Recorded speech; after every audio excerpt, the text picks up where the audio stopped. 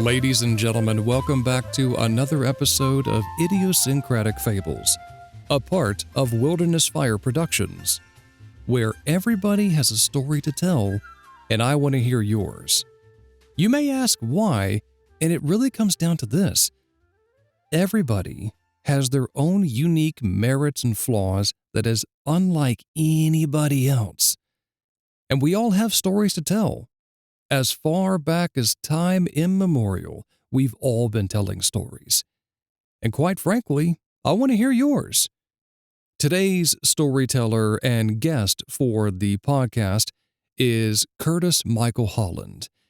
Curtis is such a fantastic human being, and I had the honor and privilege of sitting down and talking with him and just to learn more about him, where he's been, his travels, and everything in between. Born in a small Canadian town with a mixed heritage that includes Greek, African, Blackfoot, and Cherokee roots, Curtis spent over 12 years as an international IB theater teacher, actor, and director before the pandemic unlocked a new chapter. Now based in Hong Kong with his partner, 2 ginger cats, and a Boston Terrier, Curtis is an award-winning SAG-AFTRA full-time audiobook narrator with over 150 titles under his belt. He specializes in romance, horror, humor, young adult, sci-fi, and queer stories that demand authenticity and heart.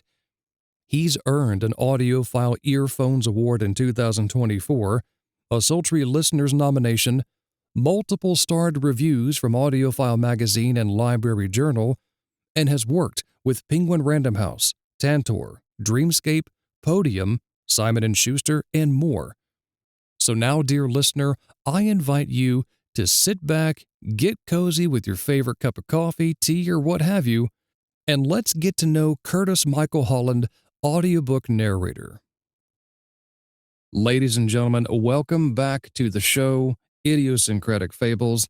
It is my absolute honor and privilege to introduce to you my next guest for today, Curtis Michael Holland. Curtis, thank you so much for agreeing to be on the show today. I really appreciate it. Thank you for having me. The most cliche thing to say, but I don't know. What else do you say? Thanks for having me. Yeah, absolutely. It's just kind of one of those things that whatever rises to the surface comes on out, and that's perfectly fine.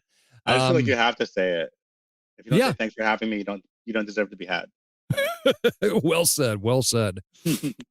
All right. So, like I talked about with my most recent guest, Stacy, I kind of want to like shy away from like the typical cliche openers. Hey, let's dive right in, or let's get to it. Or so I'm trying to figure out like this new kind of show opener, like, hey, let's peel the potato or something dumb and catchy. I don't know, but let's start with the questions and kind of hear your story a little bit better. So I heard potato skins are actually like bad for you though. Like, are they really? So it might be good to peel the potato before you get into the show. Like that's like a good metaphor. But only some people will know. Like, but it's too niche. Even like my humor is too dry and niche sometimes, I think. Sometimes dry humor is welcomed. All right. So you grew up in a small town in Canada, which was obsessed with microphones, turning toy bowling pins into mics and performing on cardboard stages. What was the first moment you realized performance was your calling? Ooh, I think it was just when I was forcing it on people, because my parents eventually they took out a video camera and were like, oh, we should film some of this, like why not? But it was when we'd have company and I would have to be telling them a story, or I'd have to be like dancing, or I'd put on a suit or something and be like, look at me. Are you not entertained? Like that kind of stuff. Right. So I think then, but it was from a very, very young age and everyone was like, what the heck? Yeah. Oh, that's awesome. Did you ever go ahead? Oh no, I would just, so that was about it. I mean, that was the moment. Did you ever pretend like you were a newscaster, kind of getting, live on the scene? I'm Curtis with so and so, and like kind of force a bowling pin into their mouth? Of course. Yeah, that or yeah, like a variety of things. Pretending that I'm everyone's teacher. If I had my little cousins over, I'd be like, "I'm your teacher. You'll have to sit down and listen to me." And we're pretending, or even being like, "Guess what, everyone? We're gonna make a movie today." Like, Oh, that's fun. yeah, and it just like if you came to my house, it would just you were at my peril. I love that. And Yeah. and speaking of education, you earned an honors in BA and BEd degrees focused on drama Yeah. and education and community. Then you taught theater internationally for over a decade in places like Kuwait, Italy, Tianjin, Shanghai, and now Hong Kong. How did that global teaching life shape the performer and storyteller you are today? Yeah. I think probably the biggest thing, like the number one thing would probably be the amount of different cultures I got to get to know and Sure. be with. And I mean the amount of accents and languages that I know now, like that's probably the biggest thing. And just how what we do is so isolated Mm, that like doing teaching around the world and literally going places and being like, hello, I'm here to get to know you and help you out and teach you. It's like the complete opposite almost. Um, yeah. And then the second thing was just making me realize that um, teaching, like, because I just quit as of last year. oh, okay. I quit teaching because it things got too busy, and I realized I'm like, you know what? I've been teaching, but I think I want to go experience more and like learn more, and then maybe come back to it eventually. I don't know. But we're just full time being freelance right now, so I love it that. yeah, it helped me realize I'm like, you know what? I'm done being like uh I don't know. I guess it would sound bad, but kind of like uh, when you see kids graduate every year, because I taught high school, Okay. middle school, and high school. When you see them graduate every year, you're like, you just took more of my youth and beauty and time and energy, and you're going off, and I'm just like helping, and they're like, "Thanks, Mr. Holland." I'm like, "Bye. I'll just sit here and like wait to die and like wait for the next round to go through." So it kind of every year, like doing that for 12 years, I was kind of like I, I'm somebody too. I have other dreams too. I'm not just here to help you. Like I love helping people, but Right. just like that's not my only thing. But yeah, that was the second thing that the most important thing that I learned and experienced through teaching. Okay. Yeah. So your heritage overall is such just a rich mosaic. I mean, Canadian Greek, African, indigenous, to include Blackfoot and Cherokee. How does Yeah. that cultural background show up in your voice work, especially when you're bringing authenticity to diverse characters? Yeah. So the funny thing is, I grew up in a very like Caucasian town. So I was always kind of like people would usually impart on me what they thought I was, Mhm. or some people would assume that I didn't speak English. And it's kind of like that now. It's like because I live in Asia. Right. Sometimes even now, it's like until someone hears me speak in English, I don't get any respect at all. But Oh, wow. it's an interesting time. But I learned to code switch, to observe, to learn the rules of the different worlds I was a part of. Um, but yeah, being so diverse and having that amount of different people in my family, I guess it makes it so I can authentically uh, eh, portray different characters, and I know them and I can hear them when I read things. Like even when I see a script, I'm like, oh, that's my Aunt Denise. Oh, that's this person. Like, That's yeah, fantastic. yeah. Kind It, of, and it was how I got my foot in the door with quite a few publishers okay. too. Yeah. Now, you're openly with the LGBTQ community, and you've said you love giving queer stories the respect and texture they deserve. What's it Mhm. like narrating romance and YA that center queer voices? And have you seen the industry evolve in that space? Oh yeah, that's a really good question. I was gonna make a joke of saying like I'm not subscribing to that anymore. I had to recoup some of my costs, so I'm not subscribing to the LGBTQIA2S plus. No, but there's been a lot of development in that area, and I think Okay. there's a lot more that still needs to be done. My first fictions that I did were in romance, so male romance. If everyone knows heated rivalry, and a lot of the recent stuff I've done, they either have a reference to heated rivalry, or they're described as heated rivalry meets something else. Heated Right. rivalry meets F1. Like that's literally one of my next titles I'm working on. Okay. Uh, but it was it's interesting getting into that because um, most of it was written by Caucasian women from the Midwest mostly. So starting with that, I was like, oh, this is interesting. And then from that point, I was like, okay, this is kind of like gay fantasy? And Hmm. then I saw a lot of the internet say, oh, it's gay fetishism. And then getting to know the audiences who actually listen to it and read it, I'm like, okay, this is what they love, and they're good people generally, and they have good intentions, they have interest in it, and they champion LGBTQ, and a lot of them are LGBTQ.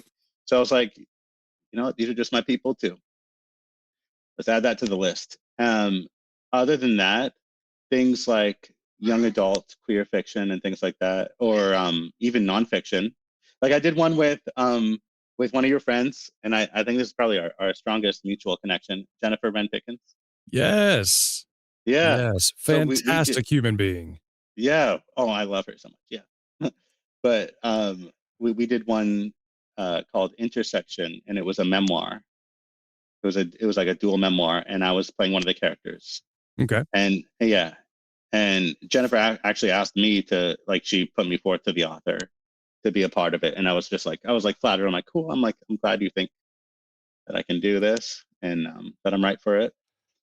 But it's just interesting overall seeing the new voices that are coming out, and not only just being in romance, but being in horror, or being in fantasy or paranormal, and things like that, and seeing how we can branch beyond coming out and being oppressed or being discriminated against. Like there's so much more, because a lot of that, I find that it's a bit tired. Not that it's not still present, but it's just, there's more to being queer than your struggles. There's more conflict than just the struggles, that the general ones, like, oh, I have to come out again, or I'm not welcome here again. Right. And I Yeah. think we all collectively, regardless of our sexual orientation, we all have our own individual struggles. It doesn't have to be, um, a certain demographic. It doesn't have to be a certain ethnicity. It doesn't have to be a certain, belief system. We all struggle. And sometimes they're more internal struggles than anything else. Hmm. So Yeah. there are times where I can't fully relate to, one certain person's beliefs or struggles, but I know the emotion connected to the struggle, if that makes sense. Yeah, for sure. Yeah. And I think it's beautiful when when we see something that's new, that hasn't been said before, but builds upon Yes. what's been done. Like that's when I'm like, okay, cool. We're Yes. moving forward. No, we're not just doing another, like, gay kid gets bullied, gay kid comes out, gay kid becomes Right. okay. Or like, like just, Right. it's too easy. Because at the end of the day, Curtis, I am a firm believer that we need to not only, rejoice with those who are rejoicing and, and celebrate their victories, but at the same time, we also need to weep and feel those same emotions with those who are weeping and crying, just to be that person shoulder to shoulder, say, I get it. Not fully, but I'm here with you, kind of thing. Yeah. Does that make Oh, sense? for sure. Yeah, no, that's beautiful. Thank you. Yeah. I love that. Absolutely. So, speaking of struggles, worldwide, everyone can relate to this one, the pandemic. That Oh, sucker hit while you were teaching online in Hong Kong, and you had the near death illness on a tropical island right before everything shut down. Can you Yeah. walk us through the moment that you decided I'm pivoting to audiobook narration full time? Yeah. Oh my God. Okay. So like that was just such a crazy time because oh my God. Yeah. You're gonna have to like cut this whole like minute of me just being like, oh, I almost forgot and got over it. But Yeah. I mean, I wouldn't be here if the pandemic didn't happen. Not, I mean, probably not to this capacity, but basically what happened, I was traveling in the Maldives with my partner, Hmm. and I got so sick, and it was just out of nowhere. And it was like, January 2020. So guess what it was? It was like, and the doctor there, the like really freaking hot doctor, that's not important, but he's like, oh, I don't know what you have.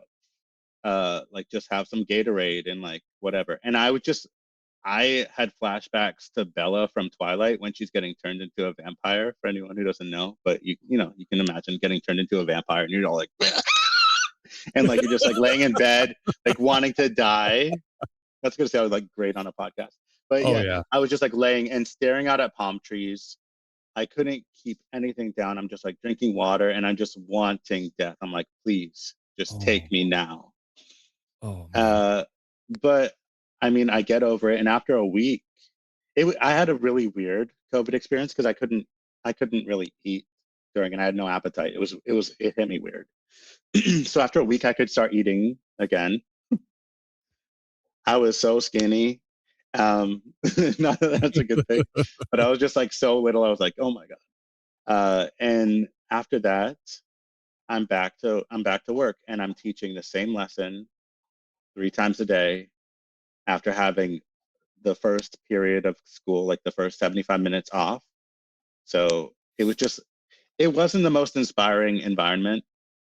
It was kind of like, and I was only at that school for 2 years, but it was like, you show up to work for 75 minutes, you do whatever you want, then you teach the same lesson 3 times, and then you go home at 2:30 p.m. So I'm like, okay, like something's got to give me more. And I had always wanted to get into voice acting and things like that.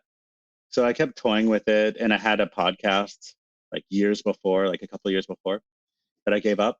And I kept thinking about it and just kind of reading about it and being like, okay, maybe. I mean, I guess I have time.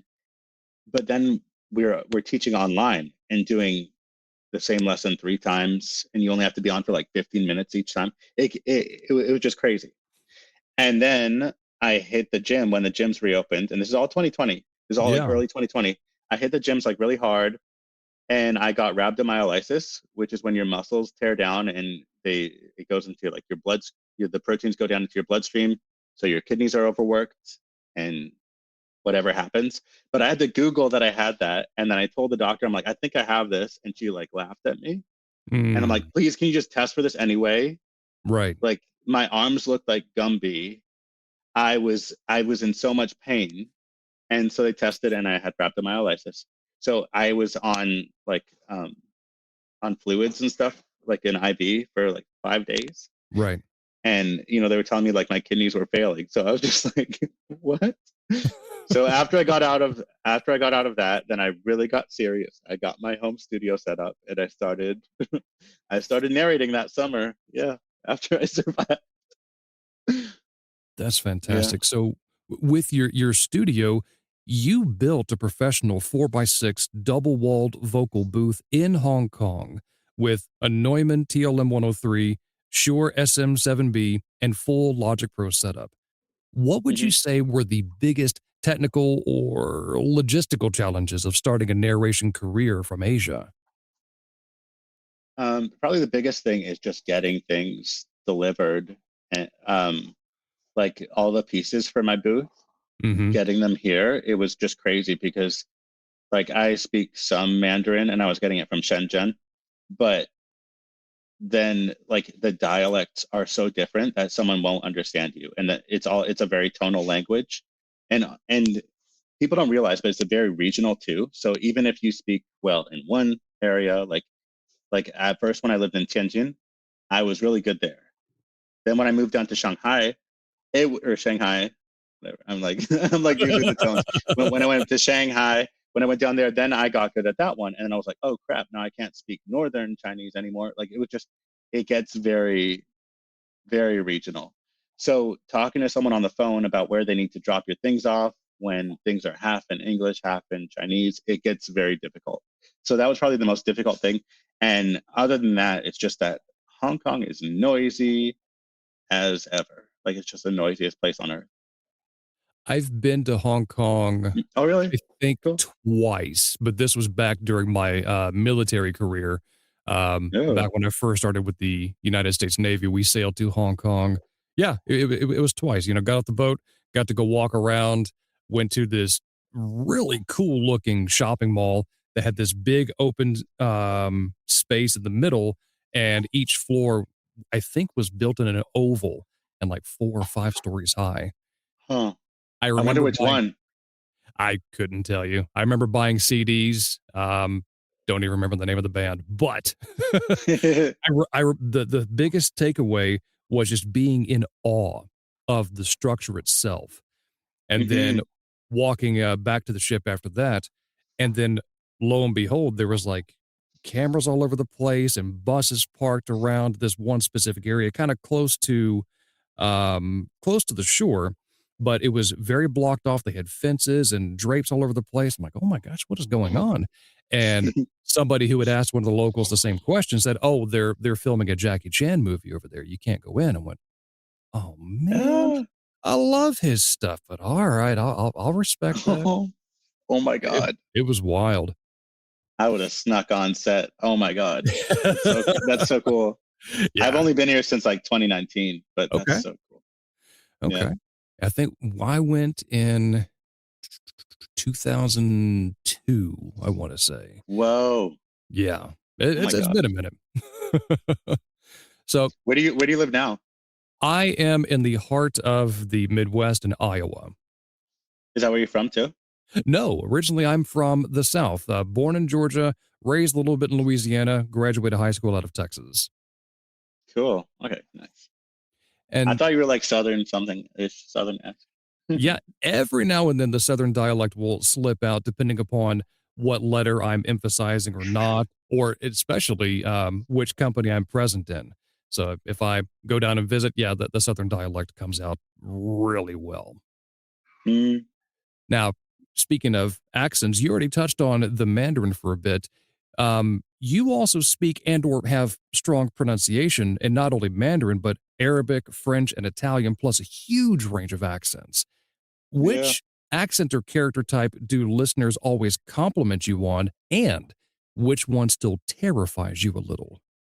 Oh, that's funny because I feel like so many companies have already like exploited me for this. Like, sometimes they don't even tell me that there'll be a certain accent in there. Hmm. Um, for the past year, it's been German. Really? It's been and I never told anyone I could speak German or could do the accent. I never said that Huh. ever. But all of a sudden, like, what was it? Harper Audio came to me the other day and was like, "Oh, someone said that you'd be good for this. We want a German accent." So I sent them something. They're like, "Great." The publisher loved it. I was like, "What?" I was like, "But I never said I could. Like, stop challenging me. Stop making me grow." Like, because a lot of it I'm just learning by doing. So none of it Sure. terrifies me exactly anymore. I get a lot of compliments for, I think, the more like Arabic, Middle Eastern, Mediterranean area, because that's a big part of who I am. Um, so I've known those voices forever since I was young. Okay. Um, yeah, and I guess just having a youthful or versatile voice.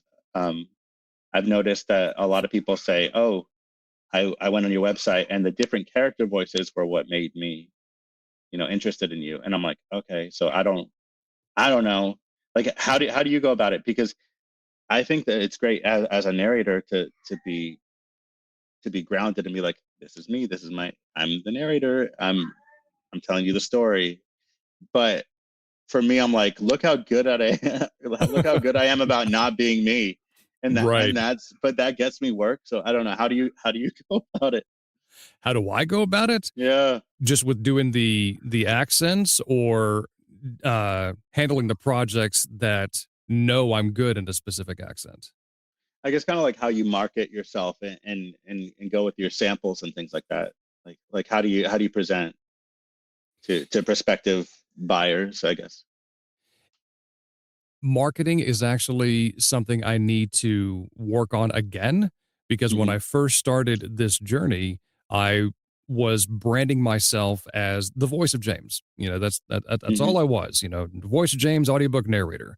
But now that I am not only an audiobook narrator and I've got this podcast, I'm also an aspiring writer. I've got my first manuscript is complete. It's still in its rough draft form, now in the hands Ooh, of my editor, and so it's going to be like a threefold thing: audiobook narration, podcast, and, author. So, awesome. as well as, what was it, last year, 2 years ago, something. Very recently, I established my LLC known as Wilderness Fire Productions. So that way it's kind of like an umbrella thing, mainly for, the financial protection aspect of it, Hmm. and also so I could establish just an umbrella name that encompasses all three. So Hmm. with that being said, I need to do a lot of rebranding work when it comes to marketing. I need to Uh, redo my samples. I need to be more engaging on social media. I even need to remake a brand new Facebook page that's not just my standard personal page. I need to have that that, mm, that separation. Um, yeah. but let's play the hypothetical then. If I, or not if, but when I start doing that, one of the segments I probably will be is tips and tricks on how to get better at accents, and then likewise making sure that if I say I can do an accent, then there better well be a demo signifying that, or displaying that accent. Mm, yeah. And like if what you have going on is working for you, you don't have to redo any of that. Right. I do know I've got like three demos on my landing page on my website right now as we speak that are very similar in genre, and they need to be more varied. Mm, Because based on my experience from everything I've seen, read, done, taught, listened to, and watched, um, having multiple demos is great, but limit them to one genre per. So, like if you have one for romance, leave it there. If you have one mm, for nonfiction, leave it there. Lit RPG, et cetera, et cetera. But that's with, natural voice. And then, I mean, you can vary it if it's a different dialect, if that makes sense. yeah, for sure. All right. Now let's talk about some of the work you've done. You've narrated everything from Nikki St. Crow's The Never King and The Dark One to Ania Alborn's The Unseen, Hayden Hall Romances, Yeah. and even multi-voice projects like I Am Sally Ride.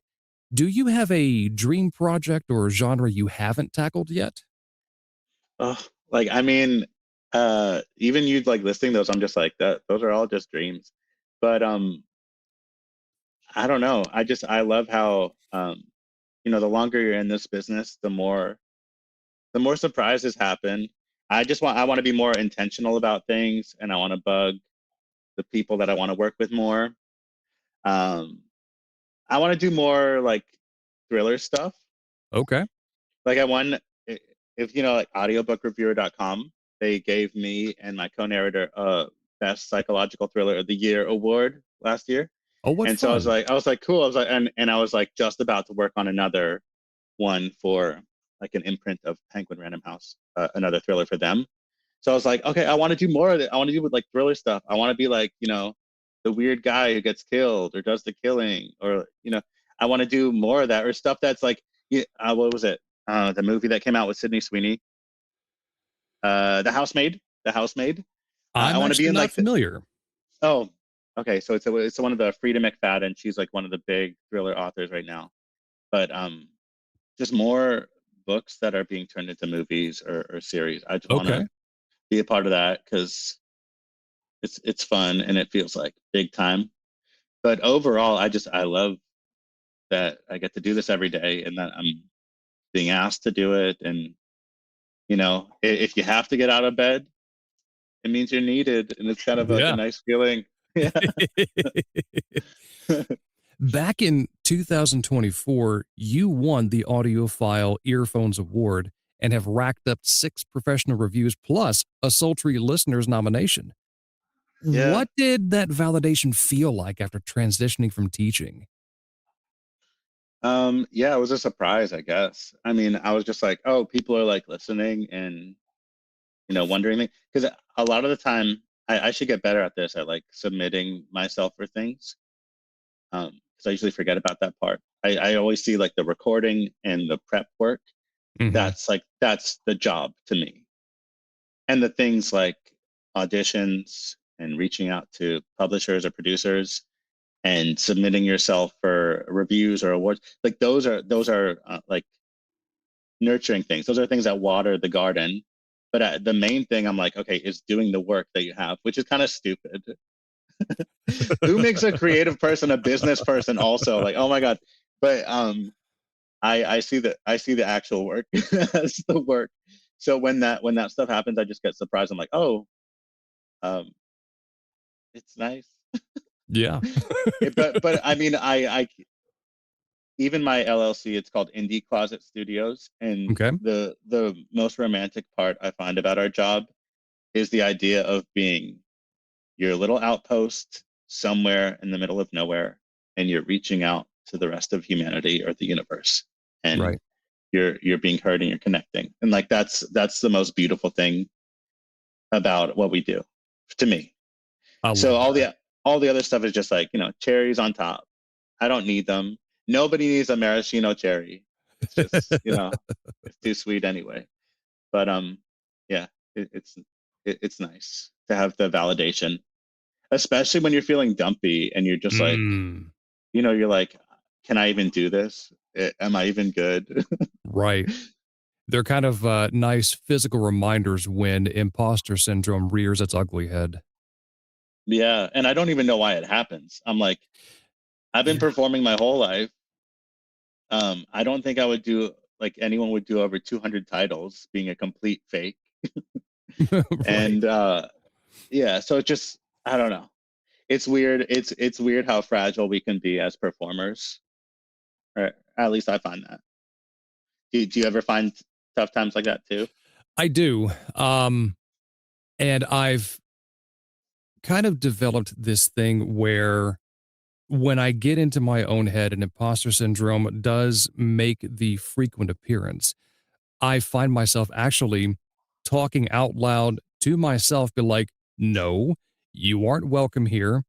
And Hmm. no, I'm not comparing myself to Johnny Heller. No, I'm not comparing myself to Stacey Carlin. No, I'm not comparing myself to Curtis Michael Holland. There Mm. will never be another James Cheatham who lives in the Midwest, who is a 6'4" gentle Sasquatch. There will never be another one Yeah, who can do what I do. I mean, there may be, true. very close carbon copies, but I'm too much of an original. I can't afford to spend my time at mimicking and copying somebody else's patterns. Oh, for sure. Yeah, And so I like that. just those affirmations to remind myself that my path isn't like anybody else's path, and I literally walk it, one size 13 shoe step at a time on my own time, I'm okay. Yeah. Oh, that's beautiful. I've got to remember that. I got to That get that tattooed on my eyelids. yeah, do it. It's a little or, or long, but like, yeah, let me write it down there. or to shorten it, Or an audio you, clip. No, an audio clip of you saying that. there you go. Or even just to shorten it, you are an original. Life's too short to be a copy. Yeah, so true. So I got a I don't know if few. I'm just too precious, but like it happens, and you're just like, It does. it's just weird. And then other days I'm like, I'm the baddest bitch you ever lived. Oh, I don't know. I don't know if you have to bleep that out. Sorry if you have to bleep that out. You're I've been fine. trying not to swear at all. That's okay. My No, you digital footprint, it's like a big, all the swear words. No worries at all. But I got a few more questions here before we draw things to a close here. So, for teachers or actors listening who were thinking about making the jump to audiobook narration, what's the one piece of practical advice you wish someone had given you on day one? Ooh, I would say take it slow. It's very exciting for things to be moving and for you to be putting yourself out there, but take it slow. Learn to tie your shoes before you start putting your feet in their shoes. Or, like Yeah. walk before you run, like that kind of. I'm really bad at remembering all the sayings, but like just starting. I wish someone said, just start slow. It will grow. It's not going to go away. Yeah, that's it. I would even say go back to your gardening method that you used, because Mm, sometimes you have to, do your due diligence and take the time to prep the soil before you even plant anything. And then when you do plant yeah. it, you have to water it, apply fertilizer, and then there's the waiting. You have to wait for that germination to take effect, and then you have to wait for it to literally break through the surface of the soil, and then reach for those additional nutrients coming from the sun and the outdoor Mm, weather and all of that, and then you still have to care after it. It's yeah, a it's true. it's it's a long process before you actually see fruit bear. Yeah, yeah. Like leave space. Really, I leave space and time and breathe and Yes, enjoy the process.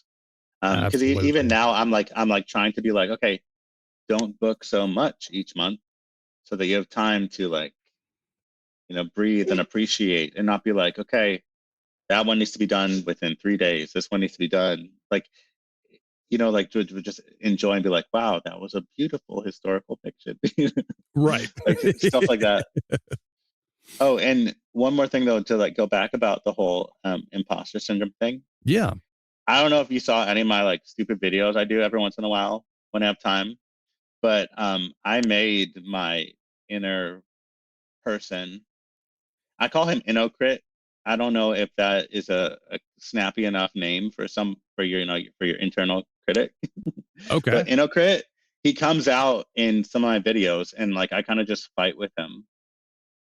I'm gonna So keep a that's one lookout. that's one way I deal with with when I feel like everything's bad and when I feel like I'm just not good enough. Yeah, I make a little Inocrit. video with Inocrit with my Inocrit dude. I love that. I'm gonna keep a lookout for those videos now. Yeah, I just put them on whatever TikTok or Instagram or whatever. Okay.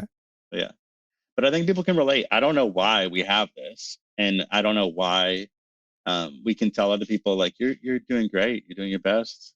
When we tell Yeah. ourselves you're doing the worst, you're a piece of shit. Like I don't understand. I really don't get There it. are myriads of reasons, and I'm pretty sure we could spend the next 5 hours talking about the ins and outs of all those reasons. But at the end of the day, it's still an internal struggle with nobody but our own selves. True. Yeah. I think All this is the right. first time we actually talked one on one. I think it is. I think it Yeah. is. Now, you've collaborated with major publishers like Penguin Random House, Tantor, Dreamscape, and Independents alike. How do you approach a new script? Like, do you have a pre-narration ritual? Yeah. If I'm excited about it, I like dance. I like freaking dance. And I'm like, yeah, hell yeah. But Do you after put on that, music for those dances? oh hell yeah. There's a whole playlist Nice. for everything. I'm very musical that way. But um my ritual, I guess, would be to just read the dang thing and just find a calm space Mm-hmm. to just read it and dive into it and be like, what am I hearing in my mind? Because usually those instincts I want to note because those instincts are correct and they're the ones that I want to perform with. And it makes it so easy. It makes it so easy when you're making the your character reference files, or when you're actually performing it and you're like, oh, like that's the voice because it is the character, like Right, um right. just really taking the time in that first read. I don't want to be imagining myself in the booth. I don't want to be thinking about, oh, note that word for like, because you need to know how to pronounce it. I can't do that. The first read is to take it in, and that's it. Perfect. Yeah. All right, last couple of questions. We're going to make these light and fun. Okay. First one, if you could narrate any book in the world, whether it's classic, new release, or even something that doesn't exist yet, what would it Whoa. be and why? Oh my God. That's really hard. I mean, I guess like kind of what I said before about movies. I'm doing like an anime series. It's like a chapter book anime series now. And I Ooh, just want to do more of that because it's so freaking ridiculous and fun. Um, oh, I guess that's it. Like just something that would be a movie or a TV show, okay. or yeah, or like an anime, because I love the vibrant characters and the ridiculous situations. Just so silly, stupid. I love. Yeah, I think that's it. Like what about you? Like yeah, Oh, what's your dream thing? my dream thing, which is actually starting to manifest now, is to Ooh, dive into as much lit RPG as I can grasp onto and just sink my yeah. talons into. Mainly because I am very much a nerd at heart, very Hmm. much a gamer. I've been playing games like Dungeons and Dragons and Pathfinder ever since I was 17 years old. Um, and so reading lit RPG for me with all of the stats and the abilities and the scores and whatnot, all of that data that is listed in each book per character and per fight scene, I Hmm. love it. Like, oh my gosh, Yeah. yes, feed me Uh, more of that because I want more of that too. Yeah. because it's not a double entendre. It's a they go hand in hand because they reinforce what it means for me to be a DM for the games here at the house, and it Hmm. also being a DM with the games here at the house reinforces those lit RPG or narrations. I was talking to Steve Campbell about this a couple weeks ago. He goes, "So what do you get out of it, James?" I'm like, well, honestly, when I'm narrating these, not only can I see the scene and imagine, me being in, a forest if it's a, epic fantasy or outer space if it's kind of like sci-fi Hmm. fantasy, but I'm literally seeing myself with the DM screen with the dice, and I can see the players around the table interacting as these characters while I'm telling the story. He goes, Yeah. "You see that?" I'm like, "Yeah, dude, my mind is a busy place to be." You're probably the best. Like, oh my God, you're probably the best DM there could be. I would join you. I've had a couple of accolades here and there for my storytelling. Yeah. Cool. Yeah. All right. Final. That's what the anime stuff though is. It's isekai. Yeah. My family and I, So we're big anime fans here. yeah. So that's what I'm doing too. I haven't done an actual lit RPG. I've just done isekai so far, Gotcha. which is so Gotcha. fun. But yeah, I love it. Yeah. I That's want more of that. outstanding. All right. Final bonus question for you. How do your cats and Boston Terrier react when dad is in the booth recording a steamy scene or a horror jump scare? So, I mean, the thing is, my Boston Terrier, like, I can't have him in the booth with me because he'll just like snore or farts. And my cat, my boy who I've had for 10 years now, he Mm, like I swept him. He's from the Middle East. Like I swept him off the street in the Middle East, and he's here now. But he'll go on top of my booth and sleep, and he's just like, this is my tower. I'm like, no, bitch. But he'll sleep on my booth, and when he stretches, it vibrates down into my freaking studio bricks. I'm like, why did I even buy this? But oh. but yeah, but they're not allowed in there. But it's in a separate room too. Hmm. They're not allowed in there, but sometimes the cat will get in there. But they don't know. They don't know what's going on. They just know that it feeds them. And I'll be like, like daddy has to, make money so you can eat again. And they don't like it when I'm gone.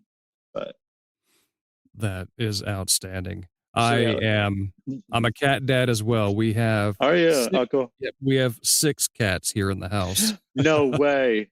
Oh my God. Yes, and that is That is a very long story for a different time. We can talk offline about that if you like, but we do Yeah, have to wrap it up for the day. sounds good. So, Curtis, you have been a fantastic guest for the podcast. I truly, truly appreciate your time and everything you've shared with us. I appreciate you too. You've been a great host. And that wraps up our episode with Curtis Michael Holland, and likewise our time today for this episode, dear listener. If you haven't already, go search Curtis Michael Holland on Audible. You're in for a treat, whether you want swoony romance, spine-tingling horror, or heartfelt YA. Follow him on Instagram and Threads at CurtisVOVA. You can also visit Curtis on his website, curtismichaelholland.com, and keep an eye out for his next releases. I'll make sure I leave both of those in the show notes for you so you can just click and go and be on your merry way. If you would like to be a part of this podcast as a guest, then I invite you to send me an email through my contact form on my website at narratorjames.com. You can also find me in my Discord server. The link for that, as well as my website, is in the show notes, and I would love for you to be a part of that community. Thanks again for joining us today. Remember, everybody has a story to tell, and I want to hear yours. And so until I talk to you next time, dear listener, peace be with you.